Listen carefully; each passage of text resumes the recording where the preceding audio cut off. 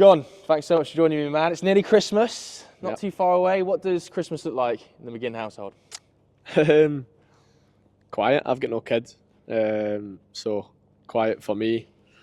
Depends on if we get a day off this year. I might go up and see the nieces and nephews, but pretty quiet. I mean, I don't love it. I don't hate Christmas, but I don't love it. Surprisingly, It's a bit overrated, no? I like seeing the smiles on the kids' faces, but I would say a wee bit overrated. What's it like as a footballer? Because obviously throughout your career, you've played pretty much through every Christmas period. Yeah. But there's no Boxing Day football this year. I'm not a fan of that. They need to bring the I Boxing- agree. They need to bring What's a going Boxing on? Day. You get used to it. Like, everyone goes, I train on Christmas Day, but you've worked your whole life to train Christmas Day and play Boxing Day in the biggest games. So bring it back, and for me, bring back the games on the 28th as well. Yeah. I like that. I quite like was it the 2 days? We've used to play 26th and 28th. But we're wrapped in cotton wool now, aren't we? So You are? Aye, but I thought it was good. I enjoyed it. The games were always freezing, exciting, under the lights, and that's the way you want it as a player. You know when you're training Christmas Day, does that mean you have Christmas lunch at the training ground usually? How does it work? Nah, we've had Christmas lunch the other day. Already? Aye, we had it the other day because the staff have got lives. Do you know what I mean? So True. that's something that I've always tried to push, and the other staff are the same. So if we're in Christmas Day, it's the bread's left out and cereal for your breakfast, and then you eat at home. So, the staff will be off Christmas Day. There'll be no Christmas lunch, and I think everyone will be pretty sensible on Christmas Day, definitely. Last time I was here at Christmas, Ollie Watkins was talking about having lobster on his Christmas dinner. He's just forgot himself, hasn't he? What is going on? He's forgot himself. What is going on with the world, honestly? Lobster. Anything unusual on yours? I've got a wee bit more adventurous. What does that mean? I used to be terrible when I was younger. Used to just be basic, like turkey, roast potatoes, pigs in blankets and gravy, but I'll try another few bits. And then you obviously need to run a bit in a couple of days, so you need to take it easy. But there's nothing adventurous on my plate, but no Brussels sprouts. What? Get them. You're So down in my fatty. estimations massively. Down in my estimations massively. Obviously, it's a crazy busy period for you at the moment, though, and the form is absolutely outrageous. I mean, do you think this is maybe the best team you've been a part of ever at the moment right now? Well, it's certainly up there. I mean, I think it was 2 or 3 years ago we were a win away from finishing Christmas at the top of the table. Yeah. And we drew against Sheffield United at home. Now, we were in great form then. We just beat Arsenal and City at home at that month. But this season's been giving me so much pleasure because we were written off, sort of down and out. We probably had some doubts ourselves, but the way we've come back and put that run together has been amazing. So the way we're getting used to playing in Europe, coming back, changing the team a little bit, keeping everyone fresh, I think this is probably the most enjoyable I've ever had it, and hopefully we can keep it going. Obviously, 2025 is pretty much wrapped up now. From a personal point of view, there's been some massive highs for you. What do you think of 2025 as a year in your career? Oh, huge. Obviously, playing in a Champions League quarter-final for the first time. Scoring via deflection. Ignore the deflection. Scoring. Just competing at the top end of the Premier League is surreal. And then obviously qualifying for the World Cup with Scotland is still not quite sunk in yet.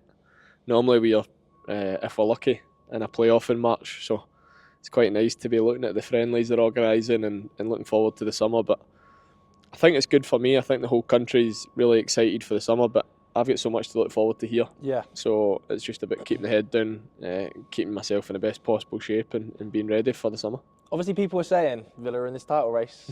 What's going on behind the scenes in the squad? Where are you on that?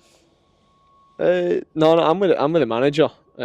I think we operate at our best when we're just floating under the radar. And I mean, the start of the season helped us do that because we just slowly kept climbing the table. But we're not actually really talking about it. We're just we're in this mode at the minute where the games are just coming and coming, and we're sneaking a couple of wins. We're deserving other wins.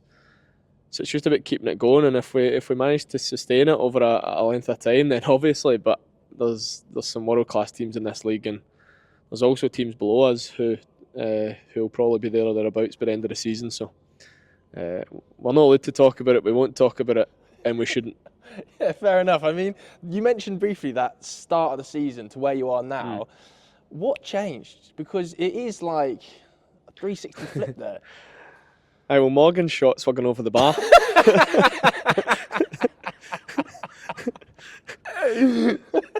Aye, well,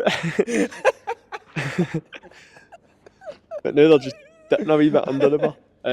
No, we started really poor. We couldn't find a goal. Yeah. And then we started getting closer and closer, and then eventually just found our run of form and a resilience. Like, we've been behind so many times and we come back. So, aye, we've got something in there that you can tell.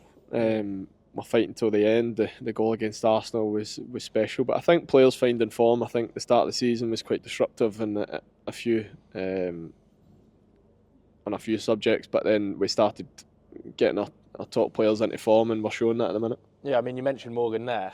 I mean, they're flying in right now. He is just on fire, isn't he? It's cheating, isn't it? Because he's got a Puma deal, so he got an experience of the ball before we did. But you see him practicing and training all the time. Yeah. His free kick against Leeds, but he's a top player and he's getting better and better. And that's the lucky thing for us. He's just signed a contract. He's only 23. Big character in the dressing room, and he's won a few games for us over the last few. So long may it continue, and hopefully by the time the end of the season comes, they keep dipping under the bar. Yeah, obviously you are captain. You've been here for such a long time.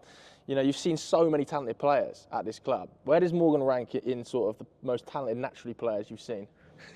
Well, if you asked me in August, I'd have a different answer. No, definitely. I think it's the whole package, really, in terms of strength, pace, power. But not only that, he's got the ability to match it. So I think the manager spotted it early when people were claiming what were you doing signing him. The manager spotted it, but not only that, the England managers put a lot of faith in him. It's very easy to pick the big names from the so-called big clubs, but we're a big club as well, competing in amongst it. So what he brings, both on and off the pitch, he's funny because he's always involved in the arguments, and he's stubborn. Is he? Very, very stubborn. So me and him, we clash in arguments sometimes, but nothing bad. We're good mates, and it's obviously great to see him flourish. I mean, there's a couple of, I think, the league's most underrated players in this division, in this Villa side. Yourself being one of them, but also I think Ezri Konsa. We're speaking about England just there. I don't think Ezri Konsa gets nearly enough love in this league as being one of the best centre backs in it. Oh, aye, but hopefully that stays the same for us. Yeah. Hopefully he stays here for a long time. But Ez went under the radar for many years. He's been performing like this for years. Yeah. I think you ask any striker that plays against him, he's quick, he's strong, good in the ball, aggressive. He's got everything you need to be a top centre back. And like I said earlier with Morgan, Thomas Tuchel obviously has noticed that, and he's pretty much first choice centre back at the moment for England. So he's a big leader in character in the dressing room, and certainly one of the best defenders I've ever played with. So he's not underrated in there. The same way Bouba Kamara. When you read the France squad, when I see it come out, I'm going, right, surely Bouba, surely. But it never seems to get picked. So we're lucky to have players like that in the dressing room, and we're all kind of clicking together at the moment. Yeah, obviously you mentioned the World Cup a little bit there. Let's just go back to that Scotland moment, shall we? I mean, what were the scenes like after the game there in the changing room? Well, no idea, because I was in the drugs test. Oh, yeah? Oh, no. No, but the Premier League, when you get a drug test in the Premier League, you can be in the changing room, but you just need to make sure that you're not cheating the test. Someone follows you, watches you do the toilet, watches you shower. They must find it quite weird. But UEFA, you can't go in the changing room. So I could do an interview, obviously. Yeah. But I could do an interview but not go in the changing room. So you could just hear the celebrations in the distance? I couldn't. I was in there actually with Lawrence Shankland, Mikael Damsgaard and Rasmus Højlund. So it's a strange feeling because obviously two guys I've played against. Yeah. So I don't know them, but I know them to say hello to. They're obviously devastated, we're buzzing. And want to talk to Lawrence about it, but you don't want to be disrespectful. But nah, they were really good. They said all the best, and hopefully we all get through this as quickly as possible. But I was quite late, and then eventually caught up with the party, and it was good. And obviously, it's going to be a big party next year in the US. I mean, the Scottish fans' takeover of America next season is going to be a sight to behold, isn't it?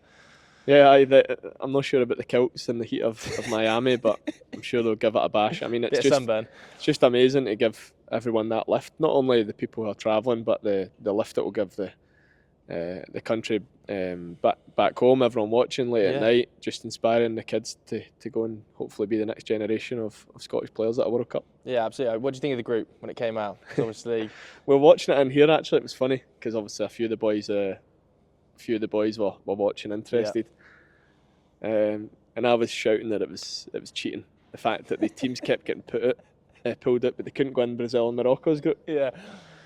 So then we obviously got pulled out and all the boys started celebrating. But for us to be involved in big games like that, it's amazing. And it was just a great feeling to watch the draw and know that we are not playoff path A or playoff path F. Yeah. We are Scotland and we're in there and they're on merit. So no, it was amazing. And the boys are winding me up saying we won't score a goal. So we'll see.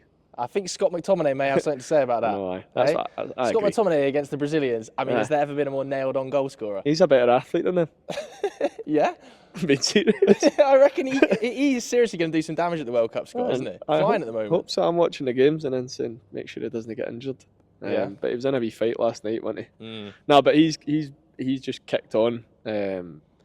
Just gone to another level since he went to Napoli, and for us, he just can't miss. So it's great to have him, and we've also got another few players coming through. Obviously, Ben Doak, if he gets back fit, he's had some great games for Scotland. So I'll be watching at the corner of my eye, but the manager here will make sure I'm focused here. Yeah, absolutely. Obviously, we are now going into 2026.